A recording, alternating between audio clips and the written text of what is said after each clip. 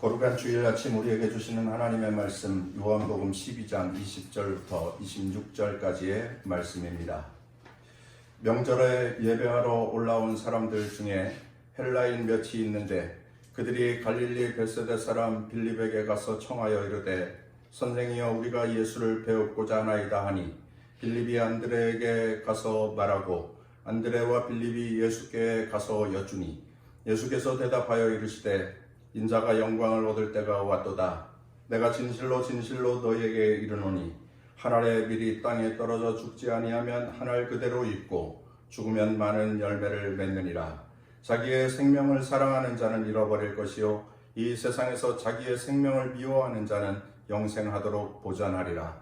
사람이 나를 섬기려면 나를 따르라. 나 있는 곳에 나를 섬기는 자도 거기 있으리니 사람이 나를 섬기면 내 아버지께서 그를 귀히 여기시리라. 이것은 오늘 우리에게 주시는 하나님의 말씀입니다.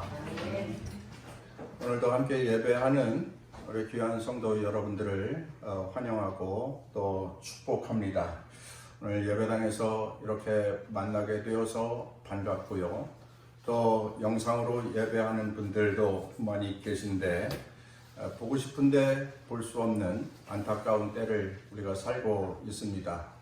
코로나 바이러스가 속히 진정되고 또 결국은 종식되어서 우리 함께 예배할 수 있는 은혜의 날을 소망합니다.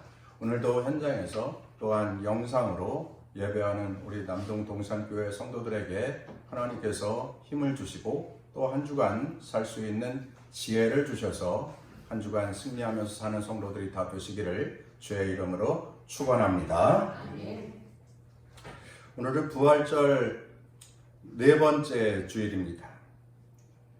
예수님을 믿는 그리스도인으로서 부활절기를 어떻게 살아야 할까? 부활절기에 우리는 무엇을 깨달아야 할까?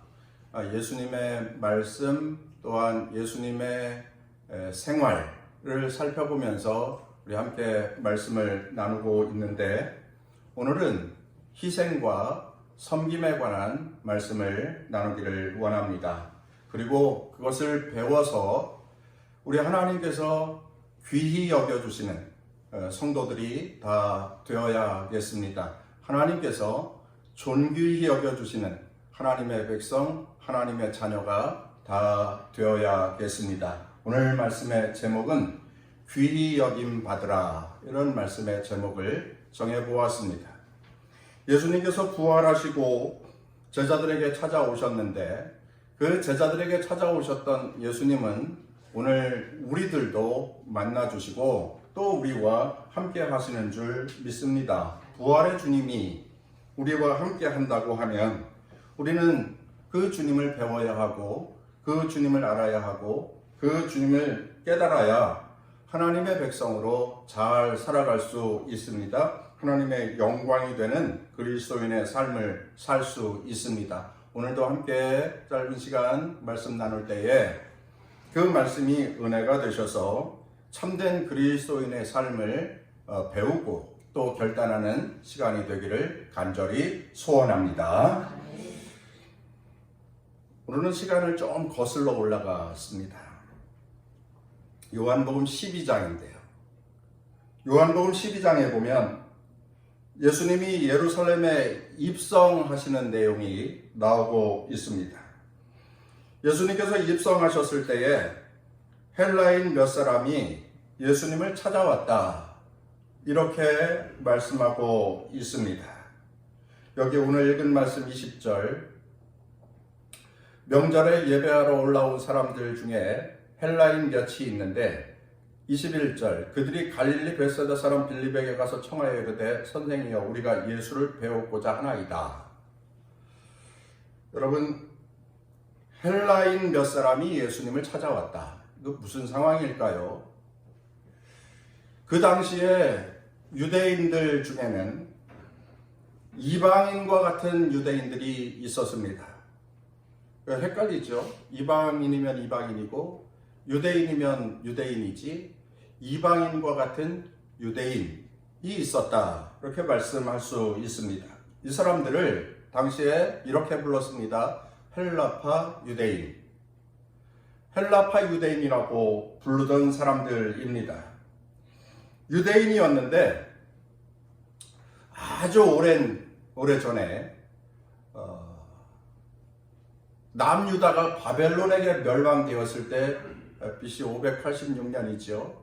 그때에 팔레스틴 유대 땅을 떠나서 헬라 지역에 가서 살던 사람들, 그 사람들이 헬라어를 쓰면서 살았어요. 히브리어를 쓰지 않고 유대인의 언어가 아니라 그 지역의 언어를 쓰면서 살던 사람들입니다.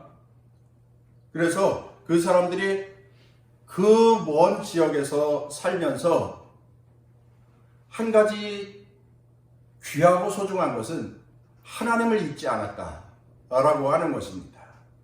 그래서 그들을 헬라파 유대인이라, 이국 땅에서 이방인처럼 살지만 하나님은 잃지 않았던 사람들. 그래서 그들이 일부는 세월이 흐르면서 우리 고국으로 돌아가자 해서 예루살렘으로 와서 살던 헬라파 유대인들이 있었고, 또 하나 여전히 헬라 지역에 살면서 명절이 되면 하나님께 제사 드리려고 예루살렘을 방문하는 사람들이 있었는데, 그 사람들도 헬라파 유대인들이에요. 그러니까 헬라파 유대인들은 두 종류가 있었던 거죠. 예루살렘으로 와서 살던 사람들, 그리고 아직 헬라 지역에서 살고 있던 사람들. 그런데 헬라 지역에서 살고 있었던 사람들이 명절이 되어서 예루살렘에 올라오다가 그들이 희한한 소식을 전해 듣게 되었습니다. 그리고 그 사람들 중에 일부가 예수님을 만나러 오게 된 것입니다. 이 헬라파 유대인들이 예루살렘에 올라오다가 이런 이야기를 들었어요. 아주 놀라웠고 신비로운 이야기였는데, 그 내용즉슨 죽었던 나사로가 살아났다 라고 하는 이야기였습니다.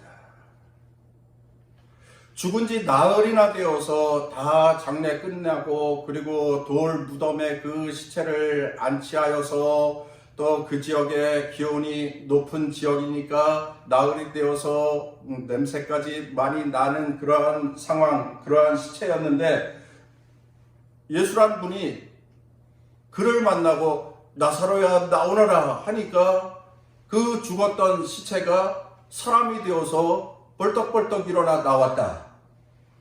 무덤 권세를 이기고 살아나왔다. 그 이야기로 인하여서 세상이 시끌벅적하였고, 그 일을 이룬 예수 그리스도 그 이름으로 인하여서 세상이 한바탕 커다란 소동이 벌어지게 되었는데, 그 일로 인하여서 군중들이 예수님을 열광하게 되었던 것입니다. 그 소식을 들은 거예요. 헬라파 유대인들이 그 소식을 전해 듣고는 그들의 마음속에 예수가 도대체 누구지? 예수란 분이 도대체 어떠한 능력이 있기에? 그래서 그들이 궁금함을 견디지 못하고 예수님을 찾아 나오게 된 것입니다. 예수님을 알고 싶어요. 예수님을 배우고 싶어요. 예수님을 만나고 싶어요. 예수님과 대화하고 싶어요. 그리고 그들 일부는 예수님의 제자가 되고 싶어요. 어떻게 하면 예수님의 제자가 될 수 있습니까? 어떻게 하면 그리스도인으로 살 수 있습니까? 그래서 그들이 예수님을 만나기 위하여서 제자 중에 빌립을 동원하였고, 빌립이 안드레에게 물어서 그들이 함께 예수님을 만나게 되었다 하는 그 내용이 오늘 본문 말씀의 내용입니다. 그 자리에서 예수님께서는 아주 귀한 진리를 말씀해 주시는데, 그 진리를 행하여 삶으로 하나님께 존귀히 여김을 받게 될 것이다. 이런 말씀을 하시는 거예요. 우리 읽었던 말씀 26절 끝에 보면은, 사람이 나를 섬기면 내 아버지께서 그를 귀히 여기시리라. 하나님 아버지께서 그를 존귀히 여겨 주실 것이다. 이 말씀을 하시게 되는 거예요. 그래서 그 자리에서 헬라인들에게 그리고 예수님의 제자들에게 예수님께서 몇 가지를 알려주십니다. 그리고 그것을 행하여서 살아라. 그래서 하나님의 존귀히 여김을 받아라. 그래서 오늘 이 말씀을 나누길 원합니다. 말씀의 제목이 귀히 여김을 받으라. 이것이에요. 어떻게 행하여야 하나님께서 존귀히 여겨주시겠느냐? 첫째로 한번 따라서 하겠습니다. 내가 죽어야 합니다. 오늘 말씀 24절입니다. 내가 진실로 진실로 너희에게 이르노니 한 알의 밀이 땅에 떨어져 죽지 아니하면 한 알 그대로 있고 죽으면 많은 열매를 맺느니라. 이렇게 말씀하고 있습니다. 씨앗이 땅에 떨어져 죽으면 거기서 열매가 있다. 이 참 자명한 진리이지요. 우리가 다 알고 있는 상식과도 같은 이야기인데 그냥 쉽게 스쳐 지나갈 말씀인데 너무 귀한 진리가 이 말씀 가운데 담겨져 있습니다. 이 세상의 이치가 다 그렇습니다. 이 세상에서 말하는 부흥, 새로워짐, 평강의 나라, 이 모든 장차 이루어질 긍정적인 세상, 긍정적인 모습 속에는 이것이 있어야 돼요. 죽어짐, 희생, 그리고 헌신, 자기 포기, 이러한 것들이 깃들여져 있을 때에 세상에 부흥이 있고 또한 세상에 성장과 성숙, 새로워짐, 이러한 것들이 가능하게 된다라고 하는 사실입니다. 누구든지, 누군가는 이 일을 해야 세상이 하나님이 기뻐하시는 나라가 되어지며 이 일을 행하는 자를 하나님께서는 귀히 여겨 주신다라고 하는 말씀이 있지요. 우리 한국 기독교의 부흥도 그렇습니다.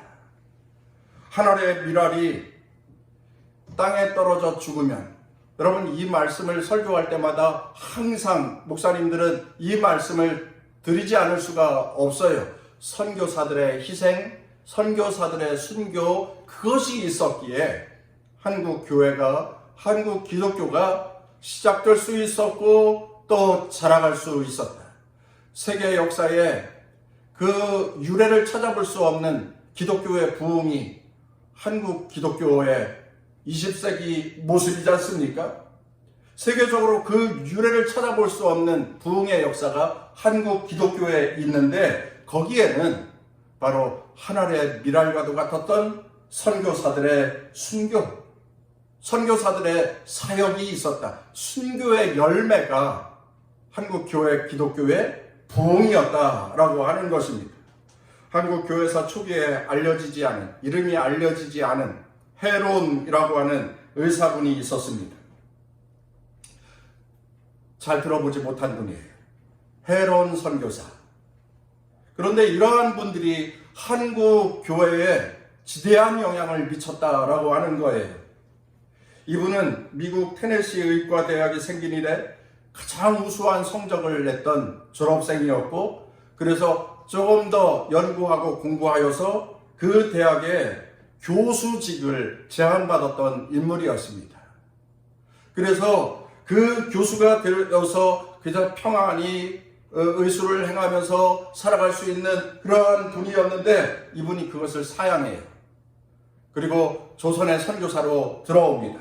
1885년에 내한하여서 의료 선교사로 헌신하게 되는데 한국에 온 지 5년 뒤에 1890년 여름에 아마 이런 전염병이, 요즘 돌고 있는 이런 전염병, 역병, 이것이 온 나라에 창궐하여서 많은 사람들이 목숨을 잃고 또 고통을 당하고 있을 때 많은 선교사들이 귀국을 하거나 또한 그 이유를 되기 어려워 휴가를 떠나는 그러한 지경에 그분은 폭염 속에서도 환자 치료를 위하여서 최선을 다하였다라고 하는 것입니다. 그리고 결국은 더위와 과로에 지쳐서 결국 이질에 걸려 3주간을 앓다가 아내와 두 딸을 남겨놓고 선교지 한국에서 짧은 생을 마치고 말았습니다. 안타까운 일이죠. 이역만리 이국 땅에서, 그것도 너무너무 젊은 나이 34세에 그 생명을 다하고 말았습니다. 그런 선교사들의 이야기가, 그런 선교사들의 순교가 한국 기독교의 밑거름이 되었다라고 하는 거예요. 한국 기독교 선교사 이야기가 많이 있습니다. 최초의 순교자가 누구예요? 무슨 믿지 않는 사람들도 많이 알고 있는 내용입니다. 토마스 선교사. 1885년에, 그리고 한국 나환자들의 친구라고 불렸던 맥켄지 선교사도 있고, 그리고 체이스 소텔 선교사, 로저 윈 선교사, 이런 분들은 많이 들어보지 못했잖아요. 언더우드, 아펜젤러, 이런 분들은 많이 들어보았지만 지금 말씀드린 이 두 서너 분의 이름은 우리들이 많이 들어보지 못한 이름입니다. 헤론 선교사도 그렇고. 그런데 그들이 이름도 없이 빛도 없이 이국 땅에 와서 선교사로 사역하다가 순교하고 말았다라고 하는 것입니다. 토마스 선교사, 이러한 분이야 굉장히 유명한 분이지만 나머지 분들은 이름도 별로 없는 분들이에요. 그런데 그렇게 선교 사역을 하다가 순교를 당하고 만 거예요. 질병으로, 또는 칼로 배임을 당하여서 순교하고 말았던 것입니다. 바로 한국 교회가 이렇게 왕성한 부흥을 이룰 수 있었던 때에는 우리가 알지 못하는 곳에서 이렇게 희생하고 또 순교한 이들의 헌신이 있었다라고 하는 사실이지요. 하나님이 주신 사명을 따라서, 또한 하나님이 부르사 맡겨주신 그 소명을 따라서 복음 하나 들고 성경책 하나 들고, 그리고 갓쓰고 수염길러 살던 조선의 민중들을 위하여서 그들에게 복음 증거하고 예수의 사람 만들고자 하는 그러한 일념으로 와서 결국 순교의 길로 가셨던 분들이 계셨기에 한국 기독교는 그 피로 뿌리를 내릴 수 있었고 자라갈 수 있었다라고 하는 것입니다. 그러한 밑바탕이 있었다라고 하는 것을 우리 기독교인들은 잊지 말아야 합니다. 그것을 기억해야 합니다. 그분들의 삶이, 그분들의 헌신이, 그분들의 순교가, 그분들의 사명이 하늘의 미랄이 되어 주었다라고 하는 거지요. 이러한 이야기를 들으면서 우리의 마음속에 깨우침이 있고, 이런 말씀을 들으면서 우리가 조금이라도 교훈을 받을 수 있다고 한다면, 이러한 말씀은 내 신앙 성숙에도 들어도 유익이 되는 말씀이 될 것입니다. 오늘 본문 말씀 24절에 그렇게 말씀하잖아요. 하늘의 미랄이 땅에 떨어져 죽지 아니하면 하늘 그대로 있고 죽으면 많은 열매를 맺느니라. 참으로 귀한 말씀이 아닐 수가 없습니다. 죽어야만 열매가 가능하다고 하는 진리입니다. 열매는 하늘의 미랄로, 하늘의 씨앗으로 시작이 되는 거예요. 여러분 아시잖아요. 벽씨 하나가 싹이 나가지고 자라면 그 하나에서 벽씨 200개에서 300개가 매달리게 되고요.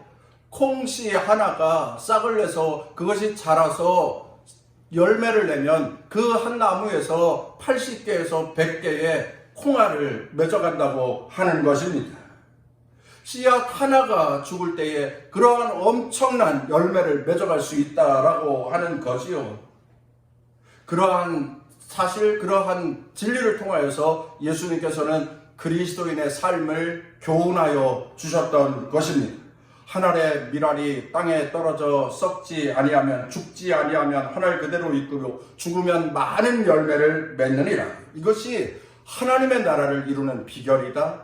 이것이 그리스도인의 삶을 가르쳐주는 진리이다. 그리스도인의 삶의 방식이 된다. 이렇게 말씀하고 있는 거예요.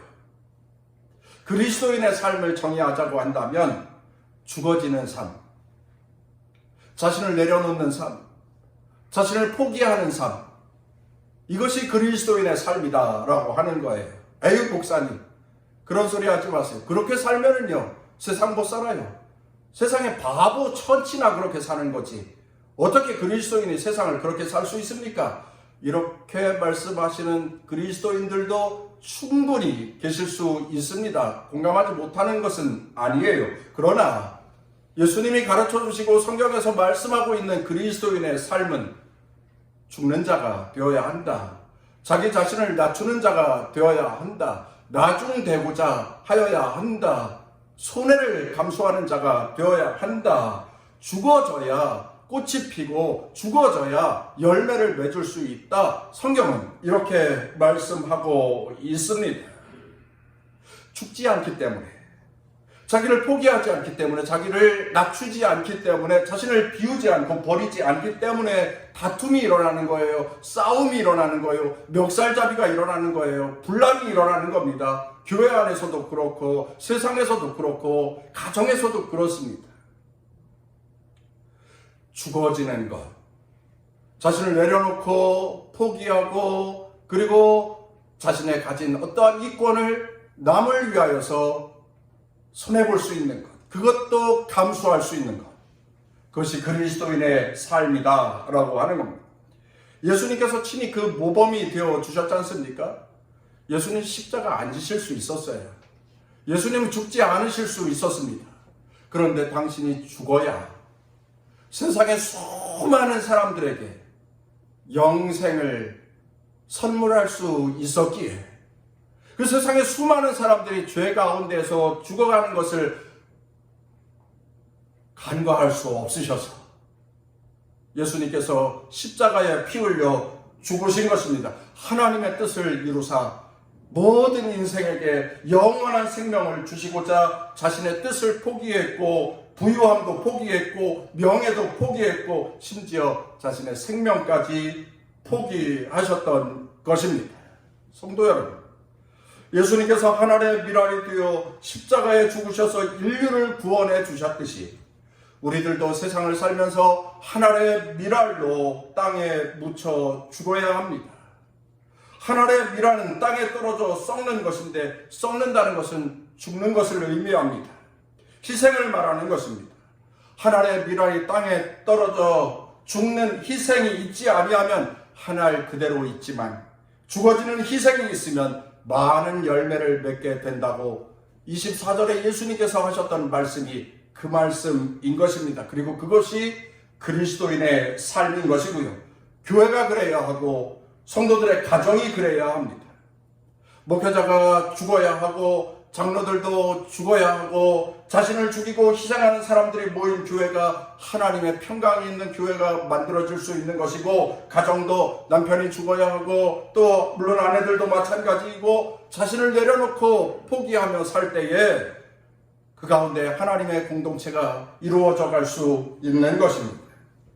예수님은 그리스도인들에게 희생하라, 죽어라 이렇게 말씀하고 계십니다. 그래야 얻을 수 있다, 그래야 하나님의 평강을 누릴 수 있다 이렇게 말씀하지요. 25절도 한번 보실까요? 자기의 생명을 사랑하는 자는 잃어버릴 것이요 이 세상에서 자기의 생명을 미워하는 자는 영생하도록 보전하리라 이렇게 말씀합니다. 예수님은 희생하라고 말씀하시고 자기를 죽이라고 말씀합니다. 자기를 내려놓고 자기를 희생시켜야 함을 말씀하는 것입니다. 그래야 얻을 수 있다, 그래야 얻을 수 있다라고 하는 거예요. 자기의 생명을 사랑하는 자는 잃어버릴 것이요 그러나 자기의 생명도 포기하는 자, 자기의 생명도 버리는 자, 자기의 명예도 낮추는 자, 자기의 자존심도 꺾는 자, 그런 자들은 얻을 것이다. 25절에는 그렇게 말씀하고 있는 거예요. 우리 예수님은 자신의 생명을 다 내어주셨습니다. 기꺼이 포기하여 주셨습니다. 그랬더니 그 예수님의 이름을 세상 모든 사람들 위해 뛰어난 이름으로 하나님께서 만들어주셨다. 예수 그리스도 그 이름을 좋은 귀한 이름으로 세상 만민에게 추앙받는 인생으로 그를 삼아 주셨다라고 하는 사실이지요. 그 예수님을 우리들이 본받아서 우리들도 죽어지는 자, 낮아지는 자, 섬기는 자, 그리고 자신을 희생할 줄 아는 자, 그러한 삶을 살아갈 때에 많은 사람들을 구원하는 그리스도인의 삶을 살아가게 될 것이고, 그러한 삶을 우리 하나님께서 보실 때에 우리 하나님께서 그 삶을 이렇게 보시다가 존귀히 여겨주시고 귀히 여겨주시는 그 은혜가 그리스도인 된 성도들의 삶에 나타나게 된다고 하는 것인데, 여러분, 세상에서 일터에서 또한 인간관계 속에서 자신을 낮추고 죽어지는 삶을 통하여서 하나님의 존귀히 여김을 받는 성도의 삶을 사는 우리 성도들이 다 되시기를 주의 이름으로 축원합니다. 다음 하나님께 존귀히 여김을 받는 방법 한 가지만 더 말씀드리고 또 말씀을 정리하겠습니다. 하나님께 존귀히 여김을 받는 방법, 이것입니다. 따라서 해보겠습니다. 섬김이 있어야 합니다.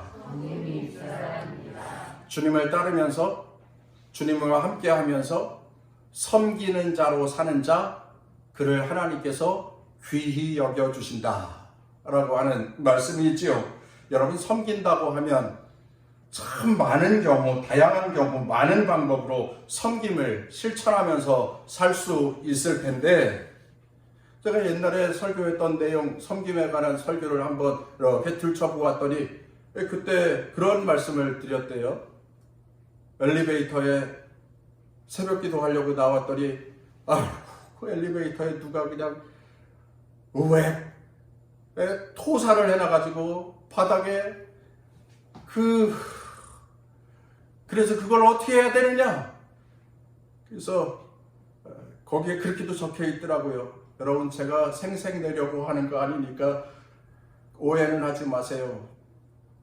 교인들 아래 대기시키고 저 혼자 6층에 올라와가지고 빗자루하고 또 쓰레바지하고 다 걷어 치우고 물걸레로 다 닦고 그리고서 엘리베이터를 내려보내서 성도들을 기도회에 모셨다 하는 그러한 내용이 적혀 있더라고요. 섬기는 방법은 참 많은 방법으로 섬길 수가 있습니다. 그리고 아주 다양한 경우에 섬기는 그리스도인의 모습, 향기, 모범이 될 수가 있습니다. 개인이 해야 하는 것도 있을 것이고 공동체가 해야 하는 것도 있을 것입니다. 우리는 교회이기 때문에 교회가 해야 되는 섬김도 있을 것입니다. 한번 이런 말씀 한번 들어보시길 바랍니다. 며칠 전에 목사님들을 만났습니다. 서울의 한 큰 교회를 담임하는 목사님이 그날 모임의 성격, 모임의 주제와도 같은 말씀을 한참 동안 말씀하셨어요. 당신네 교회 사역에 관한 이야기였습니다. 당신이 섬기는 교회는 5년 전에 교회를 건축하고 났는데 200억짜리 교회를 지었고, 그리고 5년 전에 빚이 120억이었다고 그렇게 말합니다. 그런데 지난 모임 전까지 지난 5년 동안 70억을 갚았다고 그렇게 이야기를 해요. 5년 동안 70억을 갚았다고.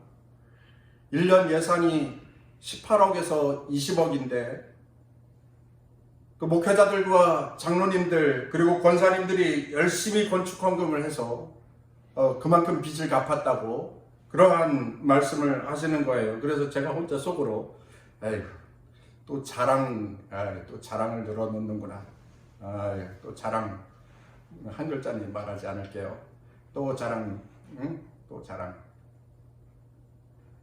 계속 말씀을 하시는데,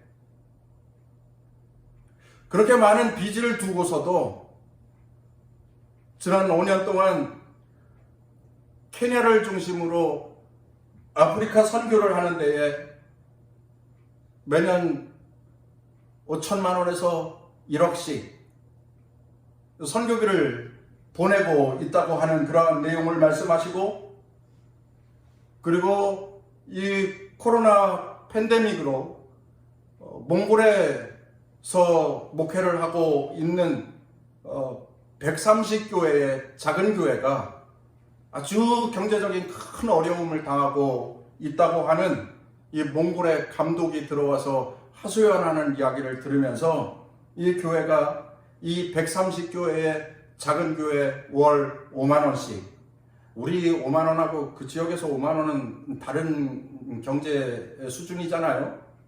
그래서 그 130교회 작은 교회를 월 5만 원씩 매월 650만 원, 그래서 올해 7,800만 원 몽골을 지역을 선교 후원한다고 하는 그러한 내용을 말씀하시고, 이외에도 해외 선교사 그리고 국내 비전교회 목사님들을 돕는 일에 앞장서고 있는 그러한 교회로 몇 가지 말씀을 더 하시는데 거기까지만 말씀을 드릴게요.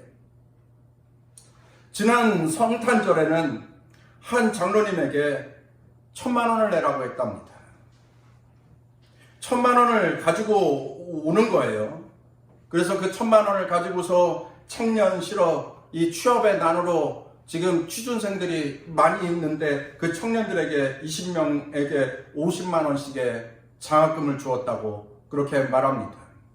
학생 신분이 아니에요. 졸업했어요. 그래서 자기들이 알아서 살아야 되는 때가 된 거예요. 자기들의 힘으로 독립해야 되는 때가 된 거예요. 그런데 취업이 너무 어려우니까 취업하지 못한 취준생들 20명에게 50만 원씩 1,000만 원을 지원을 했다고 하는 거예요. 그러더니 얼마 전 사순절에는 한 장로님에게 500만 원을 가져오라고 했대요. 500만 원을 지원하라고 했다고 합니다. 그래서 성탄절에 못 받은 취준생들 10명에게 다시 50만 원씩을 더 지원을 했다고 하는 겁니다. 그 목사님의 말씀을 들으면서 그 목사님의 생각은 그런 거더라고요. 교회가 가진 돈이 있으면 그게 교회 거냐? 하나님의 것이지. 하나님이 기뻐하시는 일에 사용해야지. 하나님이 영광 받으시는 일에 써야지. 과감하게 써야지. 하나님이 찬송 받으실 텐데. 장로들도 그렇고 권사님들도 그렇고 자기 돈이 있다고 해서 그게 자기 돈이냐?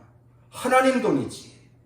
하나님이 영광 받으시고 하나님이 찬송 받으시는 일에 동참해야지. 섬기는 일에 참여해라. 이 목사님의 그 생각은 그런 거더라고요. 들어보니 그런 겁니다. 이런 말씀들을 아주 한 20분, 30분 동안 계속 말씀을 하시는데 처음에는 교회 자랑질하는가 보다 그렇게 생각을 했었는데 듣다 보니까 마음속에 감동이 되는 거예요. 듣다 보니까 마음속에 귀한 깨달음이 되는 겁니다. 그런 말씀을 듣는 중에 제 마음은 반으로 쫙 나눠져 가지고 반쪽에 한 뭉탱이, 반쪽에 한 뭉탱이가 있었어요. 이 반쪽에 한 뭉탱이는 뭔지 알아요? 부러움. 솔직한 마음. 너무 부럽다. 라고 하는 마음이었고, 또 이쪽에 한 마음, 이 반 뭉탱이는 존경심. 라고 하는 마음이 제 마음속에, 부러움과 존경심의 마음이 제 마음을 양분해가지고 제 마음을 차지하고 있었던 거예요. 그런데 그 이야기를 다 듣고 나니까 그 부러움도 그 존경심도 제게 사명이 되더라. 그런 말씀이지요. 제게 큰 도전이 되더라. 이러한 말씀입니다. 자기 자랑 같은데 자기 자랑이 아닌, 자랑을 하는 것 같아 내 마음속에 질투가 생길 것 같은데 그것이 사명을 주는 아주 신비로운 경험을 제가 했다라고 하는 것입니다. 참 아름다운 이야기가 아닌가 하는 그러한 생각을 해봅니다. 교회가 가진 돈이 많이 있으면 그게 교회 거냐? 하나님의 것이지. 성도가 돈을 많이 가지고 살고 있으면 그것이 자기 거냐? 하나님의 것이지. 하나님의 영광 받는 일에 써야지. 하나님이 찬송 받는 일에 써야지. 하나님께서 기뻐하시는 일에 써야지. 그래야 하나님이 귀히 여겨주시지. 그러한 교회를 축복하시지. 그러한 인생을 높여주시지. 그러한 마음이 제 마음속을 뒤흔들었죠. 섬김이라고 하는 것이 내게 복이 되는 것입니다. 섬김은 내게 복이 된다. 아주 유치한 예를 한번 들어서 말씀을 해드릴까요? 섬김이 내게 복이 되는 거예요. 한 5살짜리 어린아이가 아빠에게 알사탕을 10개를 받았어요. 그런데 알사탕 10개 들고 있는데 주변에 있는 심술쟁이 어른들이 아가 나 하나만 줘. 그런데 이 아가가 하나씩 주는 거예요. 하나씩 주는 거예요. 9명에게 하나씩을 다 줬어요. 그리고 하나 남았어요. 그런데 이 심술쟁이 아저씨 한 분이 그것도 뺏는 거예요. 그런데 아가가 주는 거예요. 자기 손에는 아무것도 없어요. 그러고 났더니 이 심술쟁이 아저씨들이 아이고 착하다, 아이고 이쁘다, 그래 이거 너 먹어라 하면서 다 돌려주는 거예요. 다 돌려주더니 아저씨들이 지갑을 꺼내요. 그래서 1,000원짜리도 주고 5,000원짜리도 주고 10,000원짜리도 주고 아이고 착한 우리 아가 맛있는 거 사 먹어라 하면서 많은 돈을 주는 거예요. 여러분, 섬김은 마치 이와 같은 것이다. 베풀고 나누고 섬겼더니 그것으로 손해가 날 줄 알았는데, 그것으로 정말 깡통 찰 줄 알았는데 그러지 않더라. 다시 돌려받고 더하여서 채워지고 하는 은혜를 경험하게 되는 것, 제 마음에 엄청난 도전이 되었던 거예요. 작은 교회라고 해서 자기만 먹고 입고 사는데 올인하지 말고, 할 수 있다면 어렵고 힘들게 살아가는 이웃, 그리고 나아가 국내 어려운 비전교회를 돕고 외국의 어려움에 빠진 선교사를 살리는 것, 그것이 교회에 주신 하나님의 사명이요, 그것이 교회가 감당해야 할, 그리고 그리스도인이 감당해야 할 섬김의 몫이다 라고 하는 사실이지요. 교회가 교회 부채를 다 청산하고 이제 새로운 새 성전의 비전을 갖고 나아간다 할지라도 교회가 가지고 있는, 하나님께서 교회에게 부여한 그 사명을 감당함에 어렵고 힘겹게 살아가는 이웃과 교인, 그리고 작은 교회를 돕는 일을 중단하거나, 야, 이 코로나 시대가 되어가지고 우리 교회 재정이 줄었는데, 여기 보내는 거 취소해, 여기 선교 후원하는 거 줄여, 이런 거 하지 말고 주고 더 많이 주고 더 많이 베풀고 하는 것, 그것이 하나님께서 기뻐 받으시는 것이고 그것이 하나님이 영광 받으시는 것이고 그 모습을 하나님께서 귀히 여겨주시는 그러한 교회, 그러한 그리스도인의 삶을 살아가는 것, 그것이 저와 우리가 감당해야 할 책임이고 또한 사명인 것을 기억하시기를 바랍니다. 오늘 말씀 26절입니다. 사람이 나를 섬기려면 나를 따르라. 나 있는 곳에 나를 섬기는 자도 거기 있으리니 사람이 나를 섬기면 내 아버지께서 그를 귀히 여기시리라. 사람이 나를 섬기면 아버지께서 그를 귀히 여기시리라. 주의 일을 하는 선교사를 돕고 주의 일을 하는 작은 비전교회를 돕는 것, 우리가 작은 교회라 할지라도 그 일에 계속해서 참여하는 것, 그러한 모습을 우리 하나님께서 귀히 여겨주시리라. 성경은 이렇게 말씀하고 있습니다. 하나님이 기뻐하시는 일을 해야 합니다. 하나님이 영광 받으시는 일을 해야 합니다. 하나님이 찬송 받으시는 일에 참여해야 합니다. 하나님께서 귀히 여겨 주실 것입니다. 정리하겠습니다. 예수님은 한번 이렇게 말씀하셨습니다. 마태복음 16장 24절. 이에 예수께서 제자들에게 이르시되 누구든지 나를 따라오려거든 자기를 부인하고 자기 십자가를 지고 나를 따를 것이니라. 자기를 부인하고 자기 십자가를 지고 주님을 따르라. 12 제자에게만 하신 말씀이 아니에요. 오늘 그리스도인 된 우리에게도 하시는 말씀입니다. 마태복음 20장 28절. 인자가 온 것은 섬김을 받으려 함이 아니라 도리어 섬기려 하고 자기 목숨을 많은 사람의 대속물로 주려 함이니라. 예수님이 그렇게 사셨으면 예수님을 믿고 따르는 그리스도인들도 그렇게 사는 거예요. 섬기는 자, 섬기는 것이 우리 주님의 뜻을 이루어가는 그리스도인의 삶인 것입니다. 요한계시록 2장 19절, 내가 네 사업과 사랑과 믿음과 섬김과 인내를 아노니 네 나중 행위가 처음 것보다 많도다. 소아시아 7교회 중에 예수님께서 두아디라 교회를 보시면서 하셨던 말씀인데, 여기 말씀해 보시면 예수님이 너희의 사랑, 너희의 섬김, 너희의 믿음, 너희의 인내를 내가 보노라, 보신다고 말씀하고 있어요. 너희의 섬기는 모습을, 너희의 희생하는 모습을 내가 보노라, 이렇게 말씀하시는 것입니다. 오늘 이 아침 우리는 부활하신 주님과 함께 사는 부활절기를 사는 그리스도인입니다. 내 신앙을 되돌아보아야 합니다.